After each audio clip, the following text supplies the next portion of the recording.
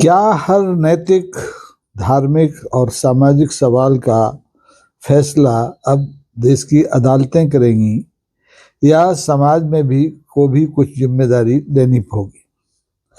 ये बहुत महत्वपूर्ण सवाल है और इस महत्वपूर्ण सवाल पर को लेकर के मैं आपके सामने हूँ राकेश सचल। आप देख रहे हैं चक्षुदर्शी। अगर आप चैनल पर पहली बार हैं तो आपका बहुत बहुत स्वागत है। आपसे अनुरोध है कि इसे सब्सक्राइब कर लें, चाहे तो मेंबरशिप ले लें, बहुत छोटी सी राशि है। और अगर आर्थिक सहयोग इस चैनल का करना चाहें तो super chat, super thanks, super stickers के जरिए भी आप ये आर्थिक सहायता कर सकते हैं। तो आइए बात करते हैं मुद्दे की। अब मुद्दा वही है कि क्या हर नैतिक, सामाजिक, धार्मिक जो सवाल है उसका फैसला अब अदालतें करेंगी या समाज को भी कुछ जिम्मेदारी लेनी होगी? ये प्रश्न मेरे मन में इसलिए आया क्योंकि अभी मैं हाल के दिनों में आपने देखा कि अगर आवारा कुत्ते हैं तो समस्या, उसका हल सुप्रीम कोर्ट को निकालना है। प्रदूषण है तो उसका हल सुप्रीम कोर्ट को निकालना है। शंकराचार्य असली है या नकली है तो इसका फैसला भी सुप्रीम कोर्ट को करना है। तो क्या अब सुप्रीम कोर्ट हर सवाल का जवाब देगा या हर मसले का फैसला करेगा? कुछ फैसले समाज को भी करना चाहिए, संगठनों को भी करना चाहिए। अब इसीलिए आज मैं किसी पार्टी के खिलाफ, किसी न्यायाधीश के खिलाफ, किसी संस्था के खिलाफ बात नहीं कर रहा हूँ। आज मैं केवल एक ही सवाल लेकर आपके सामने खड़ा हूँ और वो सवाल यही है, फिर से दोहराता हूँ, कि क्या सुप्रीम कोर्ट ही हर सवाल का जवाब देगा, हर समस्या का हल निकालेगा? और अगर हर समस्या का हल सुप्रीम कोर्ट को ही करना है तो समाज क्या फिर मूंगफली छीलेगा या मक्खियां मारेगा? आपको मालूम है कि इस देश में इस समय जो हमारी न्यायपालिका है उसमें 5 करोड़ से ज्यादा मामले लंबित पड़े हैं और इनमें सैकड़ों हजारों मामले ऐसे हैं जो कि कोर्ट में जिनके आने की जरूरत नहीं है, जिनका हल समाज खुद निकाल सकता है, लेकिन कुछ भी होता है लोग सीधे अदालत पहुंच जाते हैं। हाई कोर्ट में 6 लाख मामले पड़े हैं। देश के जितने हाई कोर्ट हैं उनमें 6 लाख से ज्यादा मामले पड़े हैं और जो जिला न्यायालय होते हैं, डिस्ट्रिक्ट कोर्ट्स होते हैं, उनमें सबसे ज्यादा आप देखेंगे कि करीबन 4.8 करोड़ यानी 4 करोड़ 80 लाख मामले लंबित हैं। और सबसे बड़ी अदालत सुप्रीम कोर्ट है जिसमें कि स्वामी अभिमुक्तेश्वरानंद का मामला भी है, आवारा कुत्तों का भी मामला है, जिसमें SIR का भी मामला है। ऐसे तमाम सारे मामले हैं। ऐसे 90,000 मामले लंबित हैं। संपत्ति के मामले, अपराध के मामले, परंपराओं के मामले, रूढ़ियों के मामले, पता नहीं किस किस तरह के मामले, हर मामला लेकर के आदमी सीधा सुप्रीम कोर्ट पहुंच जाता है।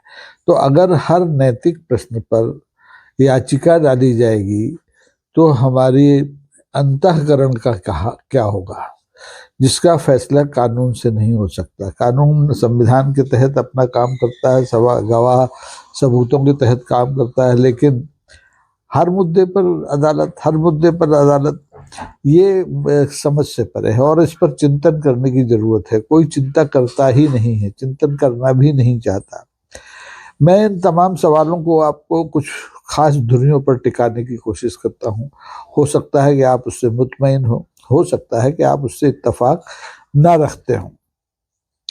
पहला यह है कि ये क्या हमारी अदालतें संविधान के साथ साथ संवेदना के मसलों को भी सुलझाएंगी या ये जो मामले हैं ये समाज के हिस्से में भी आते हैं?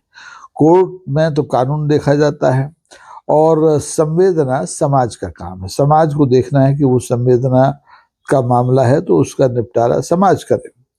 धर्म का मामला है, अब धर्म का मामला कानून से कैसे हल हो सकता है? ये आस्थाओं का मामला है और तीनों का प्रकृति अलग अलग है।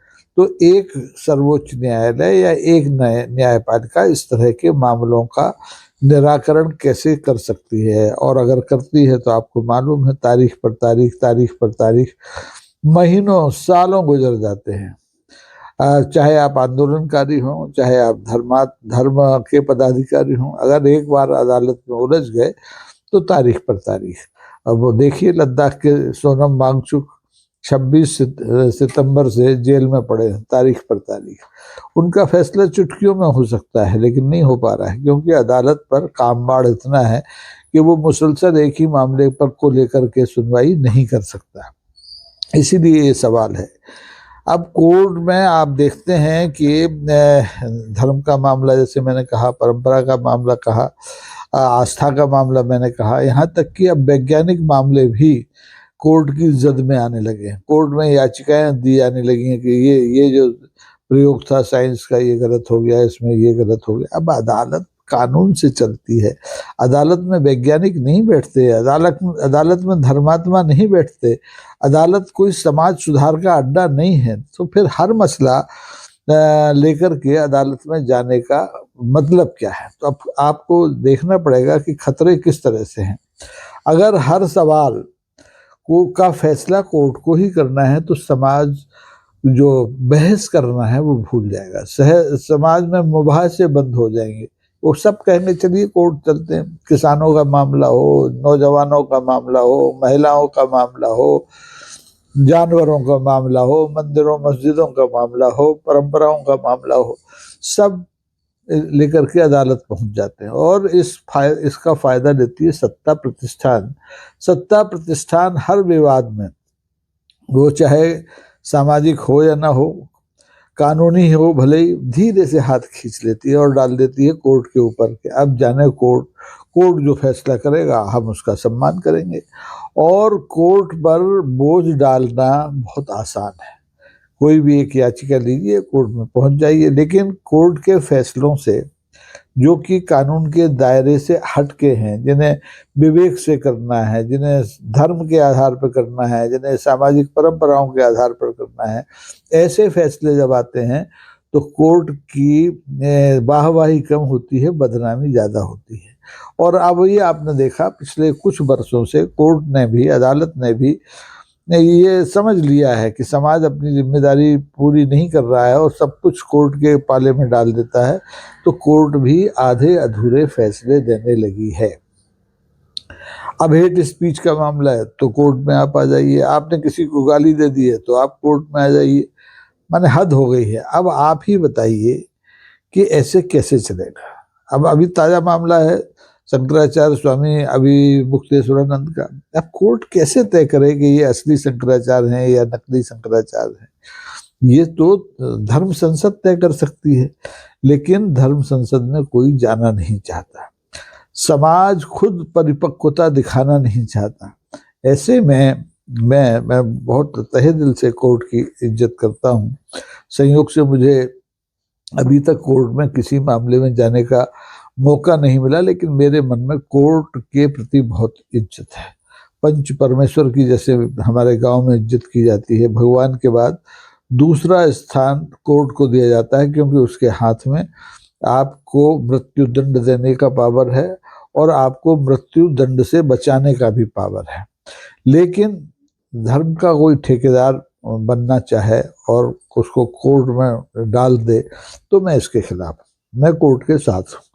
अब सोचिए कि अगर कल को नैतिकता भी अदालत के इजलास में जाके खड़ी हो जाए और कहे कि फैसला करे अदालत, तो अदालत क्या करेगी, कैसे करेगी? उसके पास है क्या? उसके पास एक लिखित कानून है, एक प्रक्रिया है कि आप गवाहों और सबूतों के आधार पर उपस्थित हों, तर्क वितर्क करें, दलीलें दें और फैसला ले जाएं।